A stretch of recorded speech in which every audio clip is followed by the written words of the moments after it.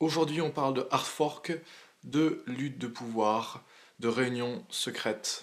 On parle de Segwit 2x. Quelles sont ses conséquences? Quelles sont ses origines? C'est ce dont je vais essayer de parler aujourd'hui. Bienvenue sur Cryptonation, c'est Louis, j'espère que tu vas bien. Segwit 2x n'est pas un hard fork comme les autres. Ce n'est pas comme Bitcoin Cash, ce n'est pas comme Bitcoin Gold. Bitcoin Cash, Bitcoin Gold, ce sont des hard forks qui faisaient une séparation claire vis-à-vis de la chaîne principale. Quand Bitcoin Cash a fait son hard fork, c'était clair que l'on avait une chaîne Bitcoin Cash et on avait une chaîne Bitcoin. Quand Bitcoin Gold va faire son hard fork, de la même façon, on lance un nouvel altcoin, c'est clair et précis, et donc on aura une séparation des chaînes qui sera elle aussi claire et précise. Avec Segwit2x, c'est quelque chose de très différent. Pourquoi? Parce que Segwit2x, pour les supporters de Segwit2x, Segwit2x n'est pas la création d'un nouvel altcoin, mais une mise à jour du réseau Bitcoin, et le hard fork n'est qu'un simple moyen d'implémenter cette mise à jour. Et cette différence, qui peut sembler anecdotique pour nous utilisateurs, est en fait extrêmement importante, parce que cette différence est ce qui a amené les développeurs de Segwit2x à faire certains choix techniques qui aujourd'hui vont poser des problèmes vis-à-vis de la séparation des chaînes. Le choix qui a été fait par les développeurs de Segwit2x a pour conséquence que la séparation des chaînes risque de bien moins se passer que lors de Bitcoin Cash et de Bitcoin Gold. En un mot, il y a des risques de perte de fonds qui sont beaucoup plus importants. Segwit2x prend sa source dans l'agrément de New York. J'en ai déjà parlé sur cette chaîne, mais l'agrément de New York, qu'est-ce que c'est? Eh bien, c'est un accord qui a été fait entre parmi un certain nombre d'entreprises autour de l'écosystème Bitcoin, ou dans l'écosystème Bitcoin. Et notamment qui a été porté par le Digital Currency Group. Digital Currency Group, c'est un portfolio, un portefeuille d'entreprises assez importante. Vous voyez par exemple que parmi les entreprises qui font partie de Digital Currency Group, il y a Coindesk, qui est un site d'information assez connu. Et il y a un certain nombre également d'autres entreprises qui font partie de Digital Currency Group. Donc ça peut être des échanges, ça peut être des services divers et variés autour de Bitcoin et autour des crypto-monnaies de manière plus générale. C'est un portefeuille vraiment important d'entreprises, vraiment très développé. Si ça vous intéresse, vous pouvez aller voir. Et ce groupe-là, il est dirigé par, le dirigeant, oui on peut dire, le fondateur de Digital Currency Group, c'est Barry Silbert. Et Barry Silbert a été une personnalité importante pour nouer justement cet accord de New York. Ça c'est pour commencer un petit peu à voir le paysage, je dirais, le contexte. Et c'est pour ça que parfois on parle de l'agrément, de l'accord de Silbert pour parler d'accord de New York. Qu'est-ce que c'est Segwit2x? Donc il prend sa source dans l'accord de New York. C'est l'activation de Segwit, donc ça c'est bien, on l'a eu, ça y est, déjà on l'a. Et c'est également, et c'est la partie qui pose un peu plus de problème, un doublement de la taille des blocs. Et c'est cette partie-là qui nécessite d'être implémentée par un hard fork, et c'est cette partie-là qui pose problème aujourd'hui. Et qui doit avoir lieu aux alentours du 18 novembre. Quand on considère Bitcoin, les différentes parties prenantes de Bitcoin, la manière dont je vois les choses, c'est qu'il y a trois grands groupes qui participent et qui font fonctionner Bitcoin. Le premier groupe, c'est les utilisateurs, évidemment. C'est nous, c'est moi, c'est vous. Et nous utilisons Bitcoin, nous achetons des Bitcoins, nous en dépensons éventuellement, et nous donnons une valeur à Bitcoin. À travers notre usage, parce que nous utilisons Bitcoin, ça fait que Bitcoin a un sens, une utilité, et à travers la valeur qu'on lui donne. Ce sont les utilisateurs qui donnent une valeur à Bitcoin, une valeur financière. Vous avez les développeurs, et les développeurs, ils ont un rôle important, qui est de faire en sorte que Bitcoin ne devienne pas obsolète, et évolue et progresse. Leur rôle est d'apporter des innovations technologiques à Bitcoin. Je parle des développeurs travaillant sur le protocole, et aussi le rôle qui est important, parce que j'en ai pas parlé, c'est de faire en sorte que Bitcoin reste un réseau qui est sécurisé et qui ne comporte pas de failles. C'est encore plus important que le point de vue innovation, c'est le fait que Bitcoin soit sécurisé, soit quelque chose en quoi on peut avoir confiance, et les développeurs jouent un rôle très important là-dedans, en s'assurant au maximum que Bitcoin ne comporte pas de failles de sécurité. Les mineurs, enfin, les mineurs sécurisent le réseau en mettant à profit leur puissance de calcul. Ils mettent à disposition une puissance de calcul qui permet de sécuriser le réseau et donc qui bénéficie aussi à nous en tant qu'utilisateurs, même si, bien sûr, on doit payer pour. Donc finalement, on a trois grands groupes qui sont les utilisateurs, qui sont les développeurs et qui sont les mineurs. Et à ces trois grands groupes, on pourrait rajouter un dernier groupe qui n'est, à mon sens, euh, pas une partie prenante indispensable de Bitcoin du point de vue du protocole. C'est-à-dire que le Bitcoin pourrait difficilement fonctionner sans ses utilisateurs. Il pourrait difficilement fonctionner sans développeurs. Il a bien fallu que quelqu'un écrive le code. Il a bien fallu que Satoshi Nakamoto écrive un code, développe un logiciel qui permette à Bitcoin d'exister.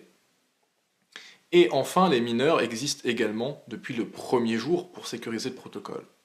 Mais ensuite, on a des entreprises qui se sont construites autour de Bitcoin. Et aujourd'hui, elles ont bien sûr un rôle à jouer. Elles jouent un rôle important, qui est de fournir des services additionnels aux utilisateurs, qui est de leur permettre d'acheter, de vendre des bitcoins en échange de monnaie fiduciaire, qui est de construire des solutions de deuxième niveau sur Bitcoin, par exemple. Vous avez également donc des entreprises qui vont développer des portefeuilles. Donc, un dernier groupe qui est un petit peu différent selon moi, qui vient se rajouter aux trois autres. Voilà, donc par exemple, vous avez Kraken, vous avez Coinbase, vous avez BitPay, vous avez les cartes de paiement. Voilà, par exemple, typiquement, des entreprises qui se construisent autour de l'écosystème Bitcoin, ça va être les cartes de paiement, ça va être les fournisseurs de plateformes de paiement pour les sites d'e-commerce. Ils vont avoir besoin d'une plateforme de paiement s'ils veulent transformer directement leurs bitcoins en euros ou en dollars. Ils vont faire appel, par exemple, à Coinbase ou d'autres services. Ces services-là, typiquement, sont des services construits autour de Bitcoin. C'est pas Bitcoin, c'est construit autour de Bitcoin. Et bien sûr, ces acteurs-là ont leur importance. Ces différents acteurs, ces différentes forces en présence, ont des visions et des intérêts qui sont différents. Parmi tous les groupes, certaines personnes vont voir Bitcoin purement comme un moyen de gagner de l'argent. Donc ça va être soit pour utiliser Bitcoin en tant que véhicule spéculatif, donc là c'est la logique trader, même investisseur. Vous avez les gens pour qui c'est l'objet de leur entreprise et de travailler sur Bitcoin. Donc là également, il va falloir gagner de l'argent. C'est une approche différente, mais là encore, vous avez des entreprises, leur seul but est de profiter de la montée de Bitcoin en fournissant des services autour de Bitcoin et ainsi en tirer des profits. Vous avez des gens qui voient Bitcoin comme un système de paiement traditionnel. Donc il y a des gens qui vont voir Bitcoin comme un nouveau PayPal, qui vont voir ça comme PayPal, et donc ils veulent que Bitcoin ait les mêmes caractéristiques que PayPal, que ce soit aussi rapide que PayPal, que ce soit aussi simple d'utilisation que PayPal. Et bien sûr, tout ça est lié au développement aussi de l'écosystème Bitcoin et lié au fait que des gens d'horizons divers sont arrivés à s'intéresser à Bitcoin. Mais vous avez d'autres qui défendent l'idée, qui est l'idée initiale, de changer la manière dont le système fonctionne, qui est de redonner du pouvoir aux gens, qui est de créer une technologie qui va changer les choses. Et ça, c'est souvent du côté duquel beaucoup de développeurs se situent. C'est-à-dire qu'ils ne souhaitent pas faire un nouveau PayPal. Ils souhaitent faire une technologie qui repose sur des principes différents et qui change les règles du jeu. Et c'est seulement, je dirais, si cette vision est réalisée, que Bitcoin est une révolution. Sinon, c'est uniquement une amélioration, si l'on veut, de l'existant, une innovation incrémentale. Mais si Bitcoin doit changer les choses, alors Bitcoin ne peut pas être PayPal. Bitcoin doit être décentralisé. Bitcoin doit être sécurisé, doit résister à la censure et ne doit pas nécessiter de permission. Parmi les différentes caractéristiques que l'on souhaite lui donner pour ceux qui défendent une certaine vision de Bitcoin. Et donc à partir de là, on a des visions différentes. Et ces visions différentes, elles vont amener à considérer de manière différente l'avenir de Bitcoin et quelles solutions il faut mettre en place. Ça pose aussi des questions au niveau du consensus. Pour certains, le consensus, c'est la majorité de la puissance de calcul. Donc pour certains, c'est les mineurs qui décident. Donc vous réunissez la majorité de la puissance de calcul de Bitcoin et vous pouvez décider. Donc vous faites un meeting où vous réunissez tous les mineurs les plus importants et vous pouvez prendre la décision. C'est la puissance de calcul majoritaire qui permet de décider. Donc pour certains, la vision du consensus, c'est ça, c'est la majorité de la puissance de calcul décide. Pour d'autres, la vision du consensus, c'est les entreprises représentent leurs utilisateurs. On ne s'adresse pas aux utilisateurs directement, on s'adresse aux entreprises qui, elles, sont des représentants de leurs utilisateurs. Et donc, il suffit de réunir la majorité des entreprises et ainsi, on a un consensus, on a une majorité et on va pouvoir prendre des décisions pour tout le monde. Donc ça, c'est une deuxième vision. Et enfin, vous avez la troisième vision qui est de dire que le consensus, c'est la majorité des utilisateurs. C'est-à-dire que chaque personne qui utilise Bitcoin devrait pouvoir s'exprimer, devrait pouvoir choisir. Donc je dirais que là, on a trois visions du consensus qui sont différentes. Et dans les derniers mois, on a eu à chaque fois des évolutions où certaines personnes, certaines des parties prenantes de Bitcoin ont utilisé l'une de ces visions du consensus. On a eu des tentatives de hard fork à base de nous représentons la majorité de la puissance de calcul, nous représentons beaucoup de puissance de calcul, donc nous pouvons faire un hard fork. SegWit2x, c'est un accord entre entreprises et mineurs. On associe à la fois les entreprises et mineurs qui sont censés représenter à la fois la majorité de la puissance de calcul et à la fois la majorité, ou en tout cas une grande partie des utilisateurs. Mais les utilisateurs eux-mêmes n'ont pas été impliqués dans SegWit2x. Ce qu'on voit, c'est que bon nombre de mineurs, je vais mettre le lien également en description, mais là sur SegWit-Party, vous avez l'état actuel du support du point de vue des mineurs, et vous pouvez voir que un certain nombre de mineurs sont revenus sur leur choix, sont revenus sur leur décision de soutenir le hard fork du SegWit2x et ont abandonné cet accord. Donc ils se sont retirés de cet accord. Néanmoins, on remarque tout de même que la majorité des mineurs soutient encore cet accord. Donc vous pouvez voir la liste des différents accords différents mineurs et entreprises, pardon d'ailleurs, c'est pas que les mineurs, c'est mineurs et entreprises sur ce site qui sont recensés, qui soutiennent ou non le hard fork du SegWit2x. Donc vous avez F2Pool, j'en avais parlé dans un des hebdos, qui s'est retiré en Chine, Bitwala, Voltoro, Crypto Facilities sur BTC c'est un échange au Chili. Voilà, vous avez un certain nombre d'entreprises qui se sont retirées de l'accord. Mais à côté de ça, vous avez encore de très nombreuses entreprises qui supportent encore le hard fork de New York. Ici, vous voyez des coches pour toutes les entreprises qui font partie du Digital Currency Group. Donc vous voyez que de très nombreuses entreprises qui soutiennent le hard fork font partie du Digital Currency Group. Mais en même temps, vous avez aussi des entreprises qui font partie du Digital Currency Group qui se sont retirées de l'accord. Donc, ce que dit Barry Silbert, c'est que les entreprises qui font partie du DGC ont le choix. Et si on regarde ce tableau, il semblerait que ce soit le cas. Néanmoins, bien sûr, comme toute information, il faut savoir la prendre avec esprit critique. Donc pour l'instant, on a en tout cas une majorité de puissance de calcul. Si on va regarder sur CoinDance, on voit bien que c'est encore une majorité de la puissance du calcul qui supporte le SegWit2x, même si on a une diminution ces dernières semaines, et encore une part très importante qui soutient le SegWit2x. Ça c'est une chose. Maintenant on va ajouter un deuxième élément, qui est qu'il n'y a pas de protection replay sur SegWit2x. Qu'est-ce que la protection replay? La protection contre le rejeu. L'origine de la nouvelle chaîne qui va être créée SegWit2x, c'est Bitcoin.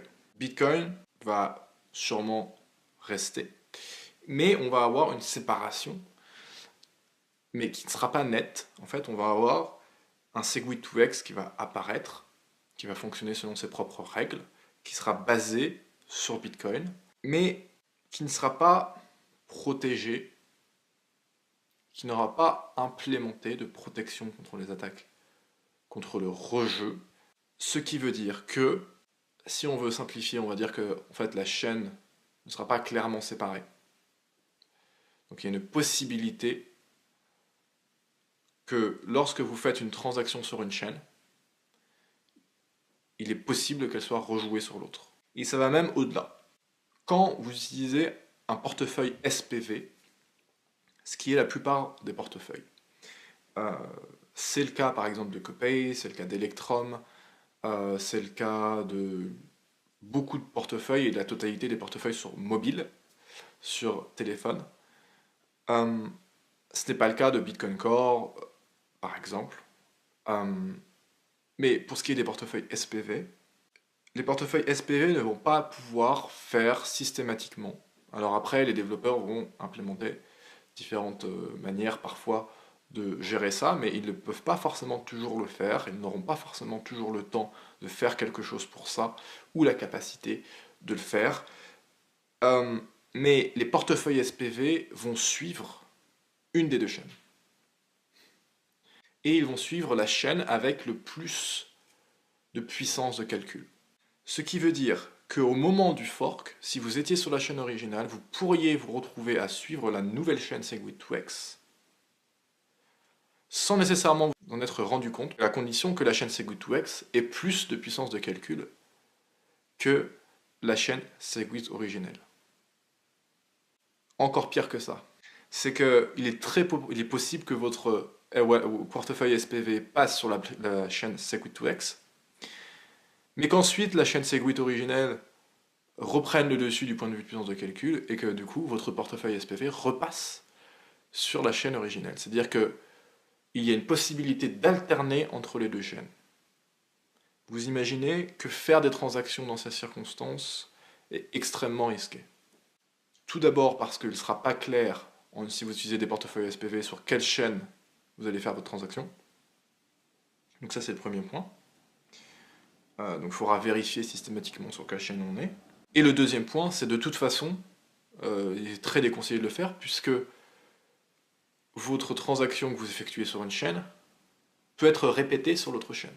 Donc à partir de là, ça va poser de graves problèmes, et il faudra éviter, le temps qu'une solution soit trouvée, si une solution est trouvée, il faudra éviter de faire des transactions jusqu'à ce qu'on soit capable très clairement de faire des transactions sur une chaîne ou de faire des transactions sur l'autre chaîne. Vous voyez bien que ça s'annonce assez compliqué.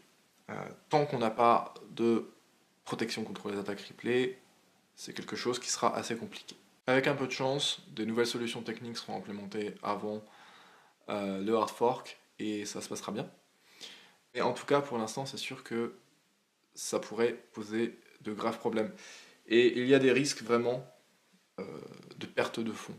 C'est ça, et il faut faire attention. Il faudra que vous fassiez attention. Et donc je vous déconseille de faire de transactions pendant le hard fork. Et je vous conseille effectivement au moment de refaire des transactions, au moment de faire des transactions, vous renseignez tout simplement sur l'état actuel du réseau, l'état actuel du fork, où on en est sur la Bitcoin chaîne originelle, où on en est sur Segwit2x.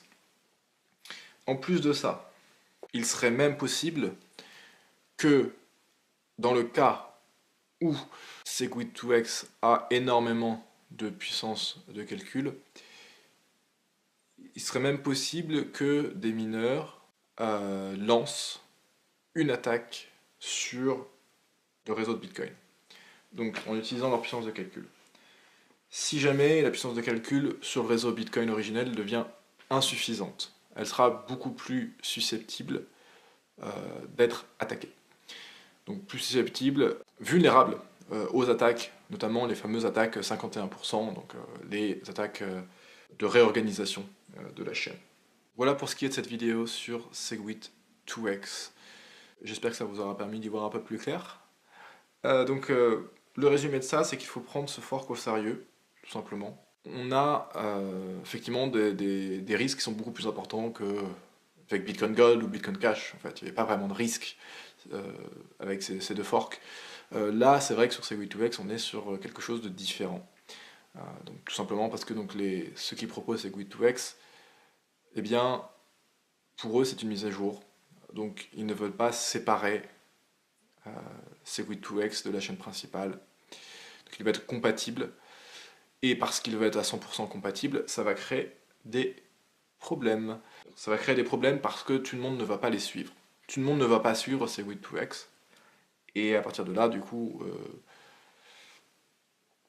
on va avoir quelques difficultés. Mais ce qui est important de se dire, c'est que si vous ne faites pas de transaction, si vous gardez tous vos bitcoins sur un wallet, que ce soit un hardware wallet, software wallet ou autre, rien ne peut se passer. C'est-à-dire vous ne pouvez pas perdre des fonds simplement sans rien faire. C'est au moment où on fait une transaction qu'il faut être plus prudent. Parce que c'est là où des choses peuvent se passer, notamment les attaques de rejeu. Quelqu'un peut rejouer vos transactions sur l'autre chaîne, ce qui fait que vous ne savez plus à un moment donné ce que vous faites. Surtout si vous utilisez un portefeuille SPV, donc les portefeuilles légers que quasiment tout le monde utilise.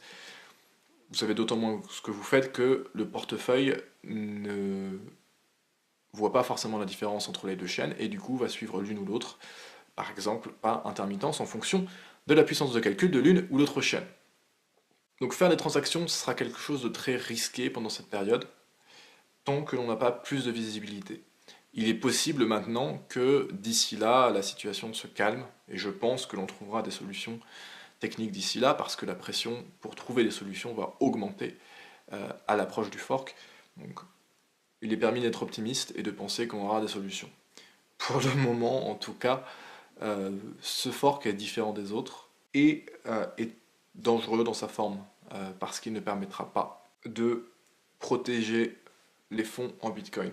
Donc dans ces situations, quand vous avez des périodes de turbulence, comme toujours, le mieux est toujours d'être en possession de ces Bitcoins sur, par exemple, un hardware wallet, et en tout cas d'avoir la possession de ses clés privées ou de sa phrase de récupération. Parce que, encore une fois, les échanges, si certains échanges soutiennent Segwit2x, il est possible, pas probable, mais il est possible qu'ils ne vous donnent pas les BTC originaux. Donc, le plus sûr est toujours d'avoir ces bitcoins sur un wallet dont on contrôle les clés privées. Mais attention, pour ce qui est de faire des transactions, ça peut poser problème. Merci à toi et je te dis à très bientôt pour une nouvelle vidéo.